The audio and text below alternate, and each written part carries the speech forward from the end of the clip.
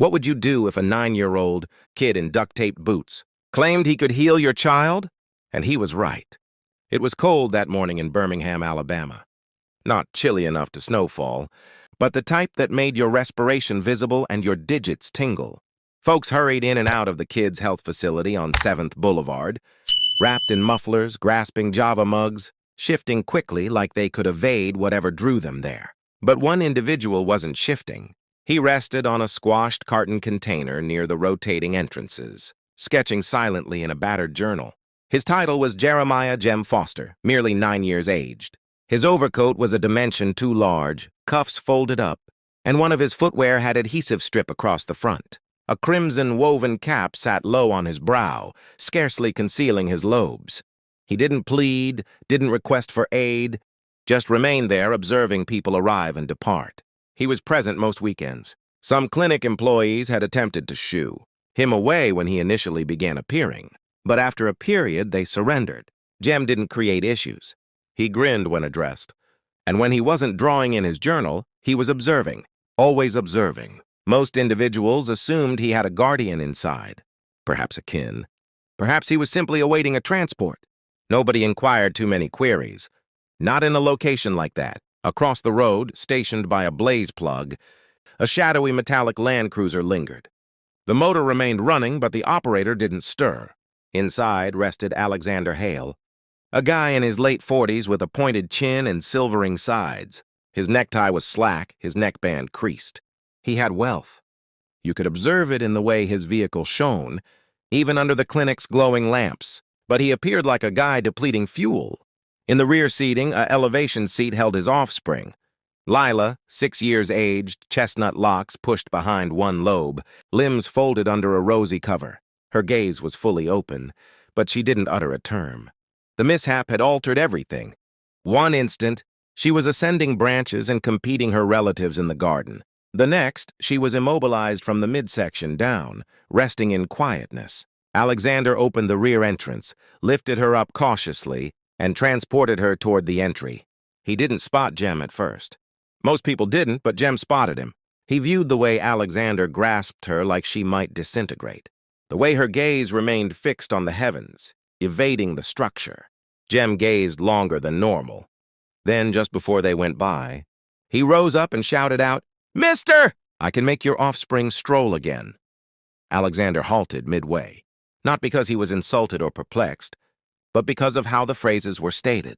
Not like a promotion, not like a prank, just gentle, distinct, and earnest. Like Jem trusted it entirely. Alexander pivoted, gaze constricted. "What did you just utter?" Jem didn't recoil. He advanced forward, tucking his journal under his limb. "I stated, I can assist her stroll again." Alexander gazed at him. His limbs tightened around Lila. "That's not amusing." "Youngster, I wasn't jesting." Jem's tone didn't quiver. There was no grin, just that same hushed manner, an adult kind of calmness in a child's frame.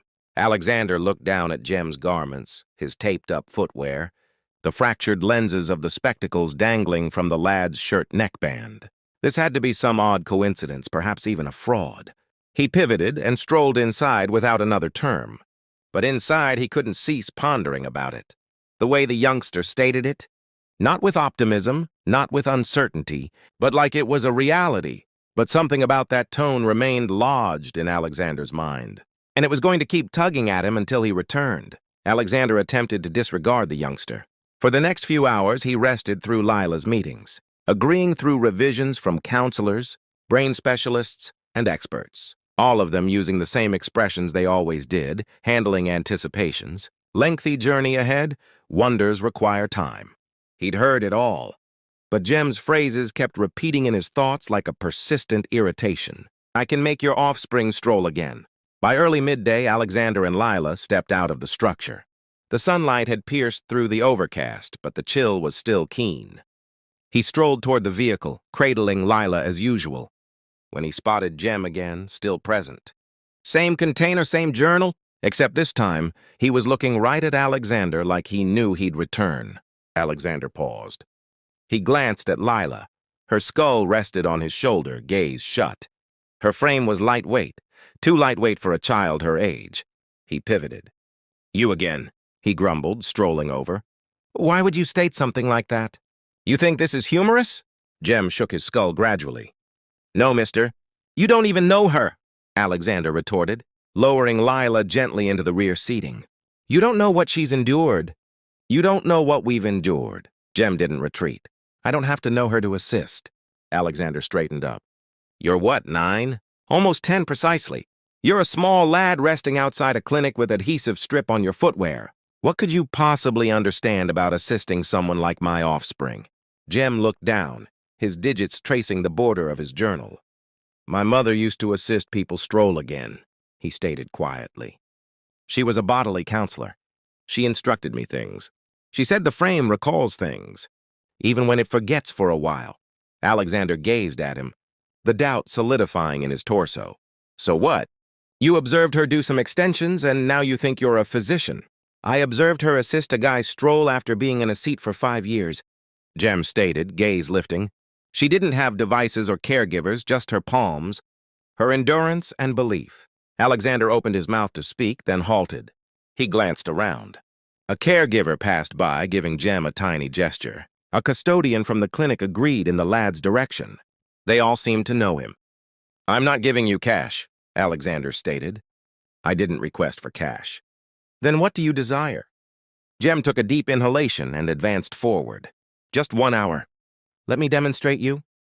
Alexander looked back at Lila, who had now opened her gaze and was observing both of them quietly. He exhaled, rubbing the connection of his nose. I should depart right now. Jem didn't stir. I should summon protection, Alexander added. Still, the lad remained silent. Alexander finally snorted.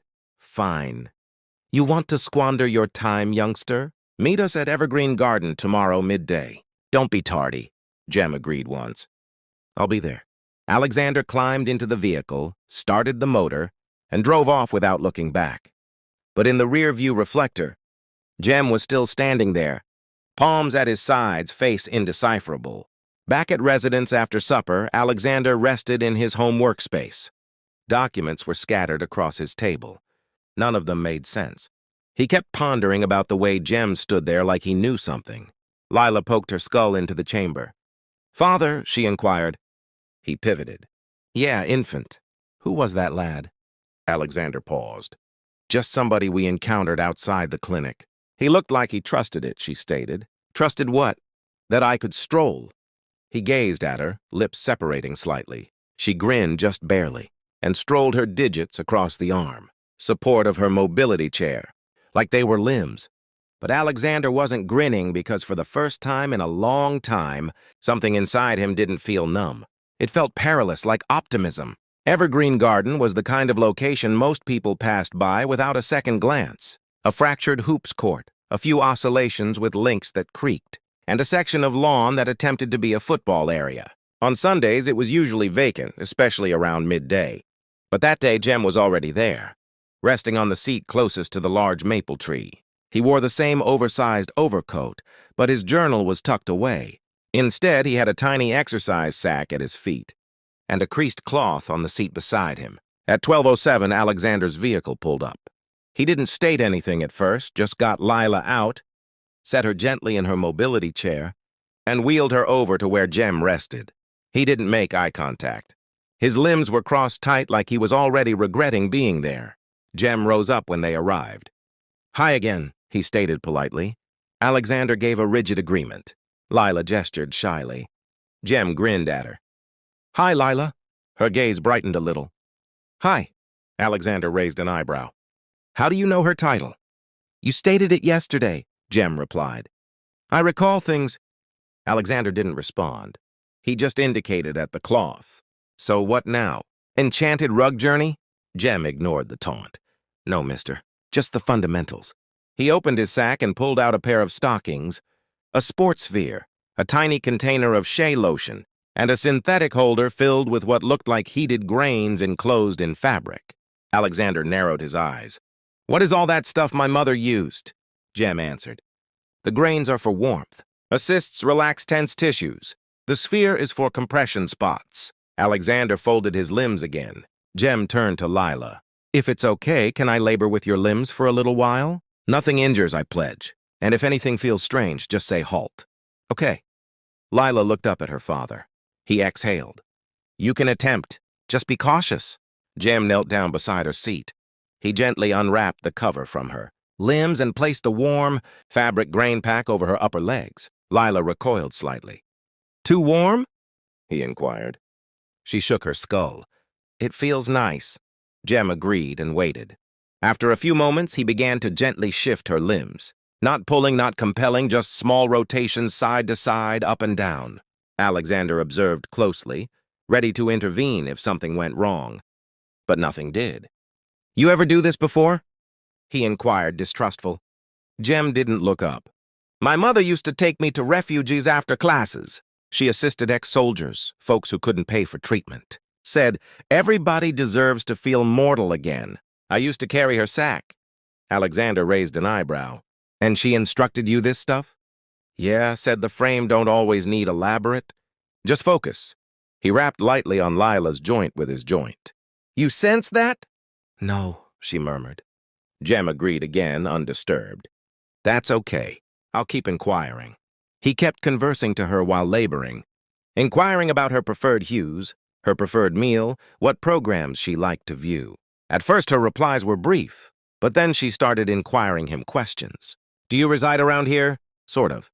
Do you attend school? I used to. Why not anymore? Jem paused. My mother got ill, then she departed. Been trying to sort things out since. Lila looked down. I'm sorry. Jem gave her a small grin. Thanks. Alexander's stance softened slightly, but he didn't speak. After about 30 moments, Jem gently wrapped her lower leg again. You sense that? Lila blinked. A little like force. Jem looked up at Alexander. That's good. Alexander narrowed his eyes. She sometimes states that during her regular meetings. Yeah, Jem replied. But those meetings are inside a chamber full of devices. Sometimes children get frightened of devices. They stiffen up. But here, he indicated to the open garden. There's atmosphere, branches, feels different. Alexander didn't state anything, but he was definitely hearing now. Jem helped Lila extend both limbs, then gave her some simple actions to attempt with her digits. Just wiggling. She attempted. Nothing obvious occurred, but she didn't look discouraged. I'll demonstrate you again next week, Jem stated, rising up. It takes time, but your tissues, he pointed to her upper legs, they still recall how to be utilized. You just gotta remind them. Lila grinned bigger this time. Okay. Alexander cleared his throat. We're not pledging anything, he stated quickly. Jem agreed. I'm not either. I'm just attempting. Alexander gazed at him for a long second. Then, without alert, he reached into his overcoat pouch, pulled out a folded note, and held it out. Jem stepped back. No, mister, I don't desire your cash. Alexander looked surprised. Then why are you doing this? Jem shrugged. Because your offspring grinned. Alexander looked down at Lila. She was still grinning. But he didn't comprehend. How a lad who had lost everything could give so much to a girl he barely knew. The following Sunday was warmer, but Jem still wore his overcoat. Not because he needed it, but because it made him feel like his mother was close. She used to call it his assistant's overcoat. Said every good mender needed something that reminded them why they care. He was already at Evergreen Garden again by 11:45. Cloth laid out, supplies arranged, and a container of liquid sitting beside him. A few children played hoops on the court nearby, and someone's canine yelped in the distance. At exactly midday, Alexander's vehicle rolled up. Lila was beaming before the vehicle even halted. Jem gestured at her. Hi, Lila. Hi, she trilled, her locks bouncing as Alexander helped her into the mobility chair. Alexander looked weary again, but different this time, less burdened. He gave Jem a small agreement. No phrases, but it was more than last week. Jem got to labor. Same arrangement, same warm fabric pack, but this time something had changed. Lila was attempting now. Can you press your base into the soil? Jem inquired gently. She closed her gaze, focusing. Nothing occurred. It's okay, he stated. Sometimes it takes your mind a while to find the right route. It's like trying to stroll through a group. You just gotta push through. Alexander stood behind them, limbs crossed again, but this time more to keep warm than to barrier himself off. Why do you do all this? He inquired suddenly. Jem glanced up. Because I recall what it felt like when my mother used to assist people. She made them feel like they mattered. I want to do that too, Alexander agreed slowly. You ever ponder about doing something else? Sometimes, Jem stated, but this feels correct. Alexander looked at Lila. She was tapping her digits barely, but they shifted. For the first time, he didn't speak. He just observed.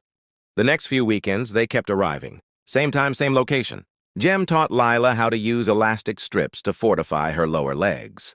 He rolled sports spheres under her bases to help her mind recall where they were. He showed Alexander how to rub compression spots behind her joints and explained how each fiber had a task to do even when it went silent. And then came the bad day. It was the fourth Sunday. Jem appeared like always. But when the vehicle pulled up, Lila wasn't grinning. Her gaze was crimson. Alexander looked furious. She doesn't desire to do it today, he stated sharply as he lifted her into the seat. Lila refused to look at either of them. Jem approached gradually. What occurred? Lila crossed her limbs. I attempted to shift my limbs this morning and nothing occurred. Nothing. I'm weary of attempting. It's futile. Alexander looked away, chin tight. She's been aggravated all weekend, Jem agreed. He knelt beside her again. You think I never get weary? She didn't reply. You think I didn't rest in a refuge and weep when my mother couldn't afford remedy and I had to just rest there and observe? Her gaze shifted toward him. You're permitted to be angry. I'm angry sometimes too. But if you halt now, the part of you that desires to stroll might halt attempting too. She gazed at the soil. I don't desire you to give up, he stated softly. Because I haven't. Quietness. Then Lila murmured. I'm frightened. Alexander pivoted. That was the first time she'd stated that aloud. Jem leaned in closer. I am too, but frightened don't mean halt. It just means you're close to something large. Lila wiped her face. Okay, let's attempt again. And they did. Jem guided her through the actions gently with less conversing this time. Just presence, endurance. Alexander stepped in more too, assisting her change weight, encouraging every small jerk. After 30 moments, Lila shifted her right base. Not a digit, her whole base. It slid forward slow and rigid, but it shifted. Alexander knelt down beside her, blinking like he wasn't sure he'd seen it right. Do it again, he stated. She did. Jem grinned but didn't state anything. He just rested back and observed. Later that evening, Alexander stood outside his dwelling on Summit Path Lane, gazing at the lunar body. He'd halted, inquiring himself who Jem really was. The query didn't matter anymore. Inside, Lila was chuckling, recounting the base slide instant to her relative on loudspeaker. For the first time in 6 months, their dwelling didn't feel like a clinic chamber. It felt like residence again. But something inside Alexander had started to change. Not just his offspring's limbs, but the burden in his own torso, the remorse, the arrogance, the barrier he'd constructed between himself and the world. It was fracturing. Monday midday, Alexander rested in his workspace, gazing at an untouched agreement. His device buzzed every few moments. Messages, calls, customer revisions, but none of it felt pressing anymore. What kept cycling in his thoughts was that instant in the garden, Lila's base sliding forward like it belonged to her again. He'd seen it with his own gaze, and the individual who made it occur was a 9-year-old with taped up footwear and no surname he'd ever heard before. He opened a new Explorer page and typed Jeremiah Foster Birmingham. Nothing emerged except a few dispersed outcomes. He selected through old regional bulletins and education records. A few references of Jem and his mother, Nadine Foster, at a neighborhood health center. No location, no recent data. He closed the portable computer and leaned back. This youngster was a phantom, except he wasn't. By Saturday, they were back at Evergreen Garden, but things felt different now. Alexander brought an extra cushion and a collapsible seat. He handed Jem a sub when they arrived.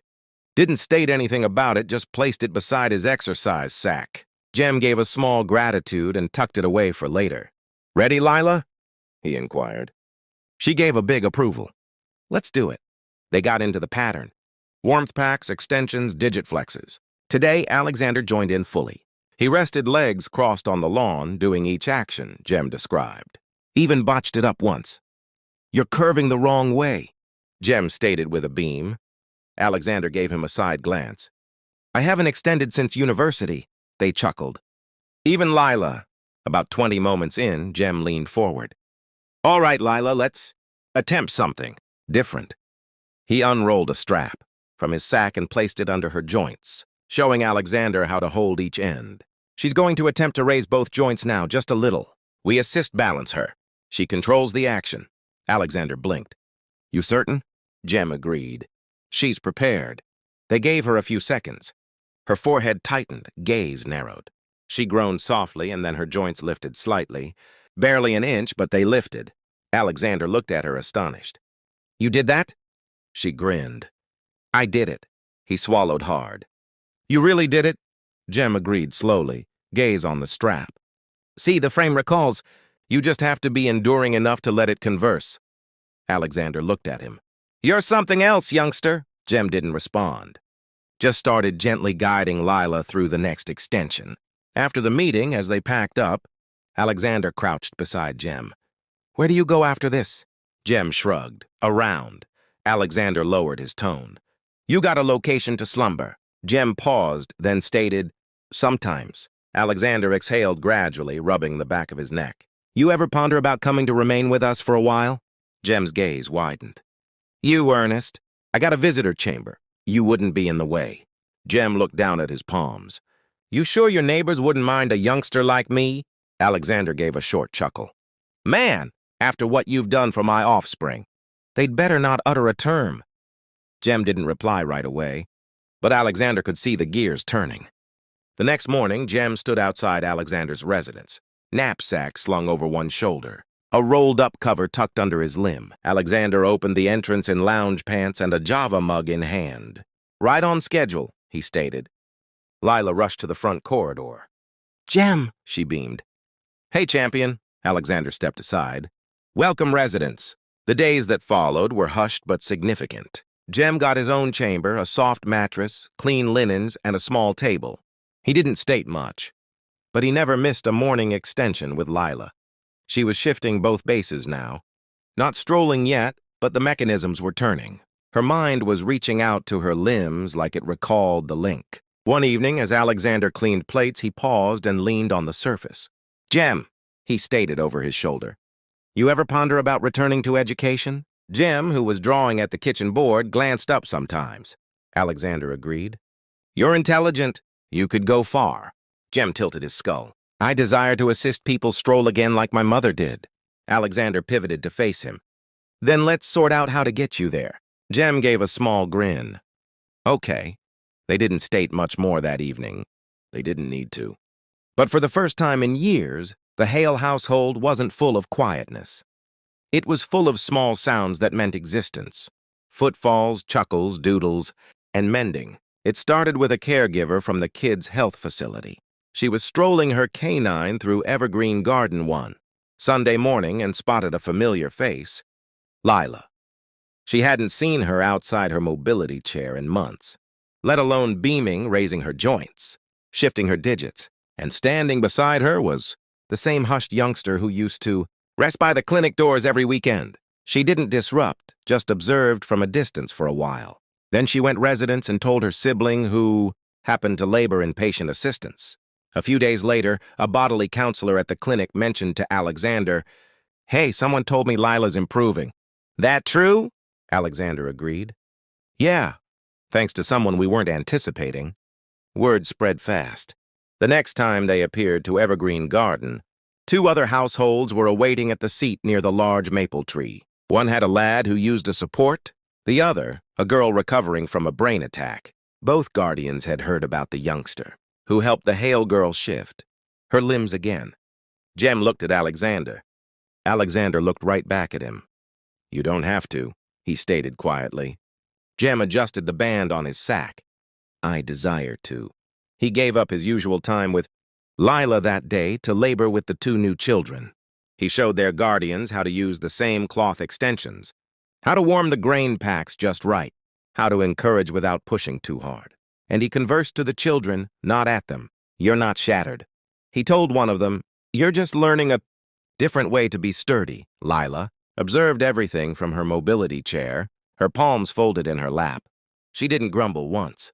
Later that midday on the drive residence, she stated, I like observing him assist. people. Alexander glanced at her in the rearview reflector. Yeah, it makes me feel like I'm part of something nice.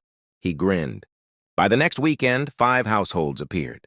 The week after that, it was 11. A regional minister brought collapsible seats. A nearby eatery started delivering pastries and Java. Somebody printed leaflets that read, "Free motion sessions, Sundays at midday. Evergreen Garden." They didn't mention Jem's title, but everyone knew who it was. A regional journalist appeared with a recorder and a memo pad. Alexander pulled Jem aside. "You okay with this?" Jem looked around at the households, at the children shifting their appendages, at Lila chuckling with a girl on a support. He agreed. "As long as it's not about me, it's about them." The journalist composed her article. It ran on the second sheet of the Birmingham Weekend Gazette, under the headline, "9-year-old with a talent assists dozens mend in a urban garden." They didn't share his full title. Jem requested them not to, but people discovered anyway. A regional physician offered to guide him. A charity inquired if they could finance some gear. Someone else offered free instruction. For the first time since his mother departed, people didn't just look at Jem, they perceived him. But Jem never boasted. He still laid out the cloth the same way every Sunday, still used the same adhesive-taped footwear, still checked in with Lila first before assisting anyone else.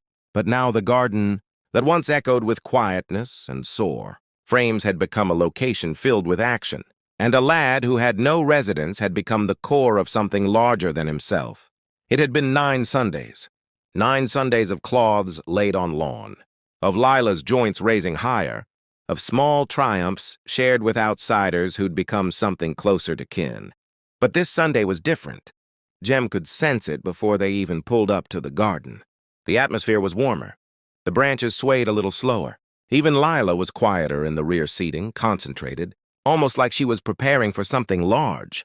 When they arrived, a small group had already formed. Nothing loud or showy, just households setting up collapsible seats, counselors kneeling in front of children, guardians with optimistic gaze, and right in the middle of it all was that same worn-out seat under the maple tree. Jem didn't state anything at first, just unpacked his sack, rolled out the cloth, and gave Lila a look. "You prepared?" She agreed. No grin. Just that look again, earnest, resolved. Alexander wheeled her to the center of the cushion.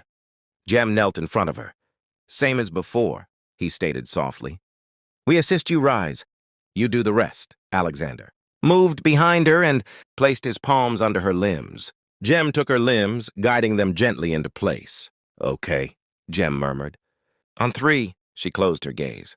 1, 2, 3, Alexander raised. Jem steadied her joints, and then she rose. Her limbs quivered. Her limbs shook, but she was up on her own 2 bases. The group fell silent. Some children gasped. One mother clapped a palm over her mouth. Lila opened her gaze gradually and grinned. "I'm rising." Jem blinked back something in his gaze. "Yeah, you are." Alexander froze for a second like he couldn't inhale.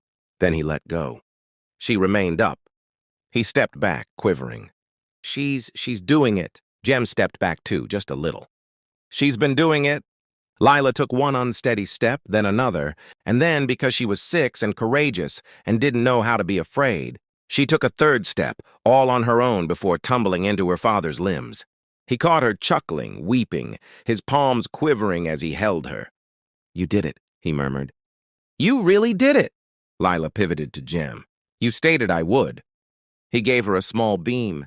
"I stated we'd attempt. That midday, nobody departed the garden in a rush. People remained, conversed, embraced, some implored." Jem rested back on the seat and observed it all. He didn't state much. He never did. Later that evening, Alexander stood in the kitchen while Jem poured grains in a dish. "You know, you altered everything," he stated. Jem didn't look up. "I did." Alexander strolled over and placed a palm on the lad's shoulder. "My offspring strolled today. And not because of a clinic or a physician, or a wonder remedy. She strolled because a youngster with nothing decided to appear again and again, even when nobody requested him to." Jem agreed. "That's what my mother would have done." Alexander's throat tightened. "I wish she could have perceived this." "She did," Jem stated softly. "I think she perceives everything." Alexander wiped his gaze. "Jem," he stated quietly, You're going to alter a lot of existences. Jem looked up at him. I already am. There are people in this world who might not have elaborate qualifications, glossy histories, or a flawless background, but they carry something far more precious: spirit, determination, and a motive to keep appearing. Sometimes the most shattered people are the ones holding the instruments to assist others mend. If this tale touched you, don't just keep it to yourself, distribute it. And if you know a youngster like Jem or a girl like Lila, tell them this: you matter. You're required and your period is not over.